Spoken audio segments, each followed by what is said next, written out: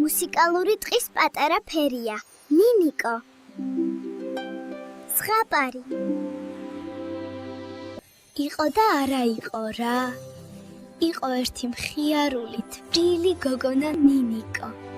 როდესაც ის იღიმებოდა, ირგვლივ ყველაფერი ნათდებოდა.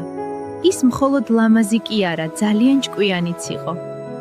მან უკვე იცოდა, რომ სამყაროში ყველაფერს თავისი მუსიკა და სიმღერა აქვს.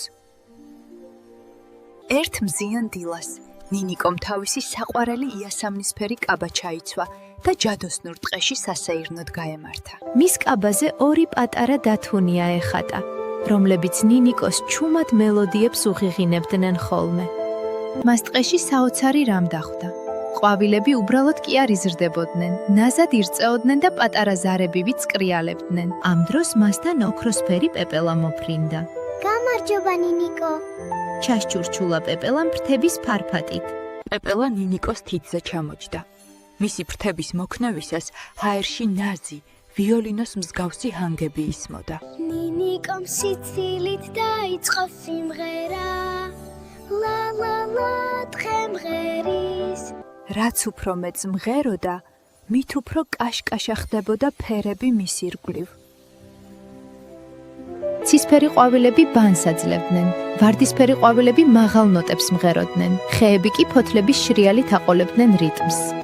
ნინიკო მიხვდა, რომ ეს დღე მისი სიკეთითა და მუსიკით საზრდოობდა. მან თავისი პატარა თბილი ხელები ყვავილებს შეახო და ყველას მშვიდობიანი დღე უსურვა.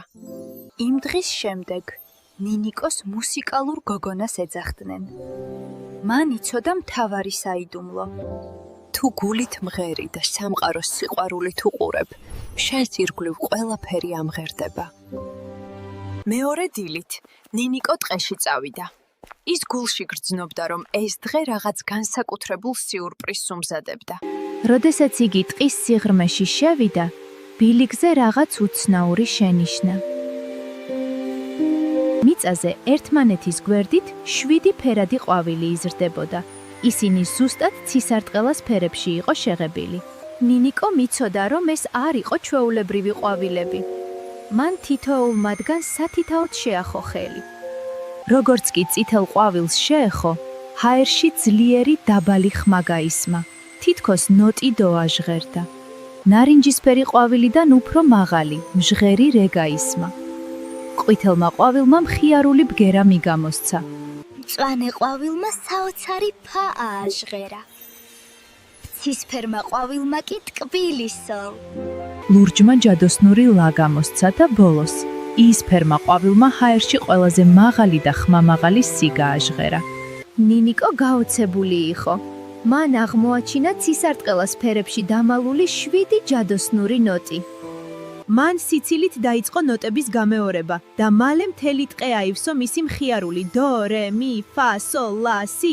როდესაც ნინიკომ ყვავილებზე შეხებით 7-ვე ნოტი ერთად დაუკრა. მოულოდნელად ჰაერში მის წინ პატარა ოქროსფერი ლირა გაჩნდა. ის ისეთი ლამაზი იყო, თითქოს მზის სხივებისგან ყოფილიყო შექმნილი.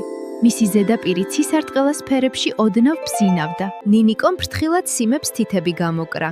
როგორც კი პირველი ბგერა გამოსცა, ჰაერში ჯადოსნური ნაპერწკლები გაიფანტა და ტყის ყველა ყვავილმა, ხემ და ფრინველმა ერთდროულად დაიწყო მისი მელოდიის აყოლა.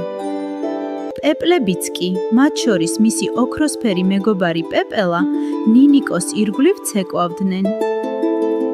ნინიკომ მიხვდა, რომ ეს ლირა მისი იყო. ის იყო მუსიკის, სიხარულისა და ჯადოსნური ტყის ნამდვილი მფლობელი. ყოველ დღე, როცა ის ლირაზე უკრავდა, ცისარტყელას ფერები უფრო კაშკაშა ხდებოდა, ხოლო 7 ნოტი კიდევ უფრო ტკბილად ჟღერდა. ნინიკო ნაზად უკრავდა ლირაზე. ყვავილები კი მის მელოდიას ყვებოდნენ. ამ დროს ცაზე ნამდვილი დიდი ცისარტყელა გადაიჭიმა. ნინიკო მიხვდა, რომ მუსიკა ყველაზე დიდი ძალაა, რომელსაც შეუძლია სამყარო გააფერადოს. რომ სანამ მას მუსიკა უყვარს და გული სითბოთი აქვს სავსე, მის ირგვლივ სამყარო ყოველთვის ჯადოსნური იქნება. მას შემდეგ ამ ტყეს ნინიკოს მუსიკალურ სამეფოს ეძახიან. დასასრული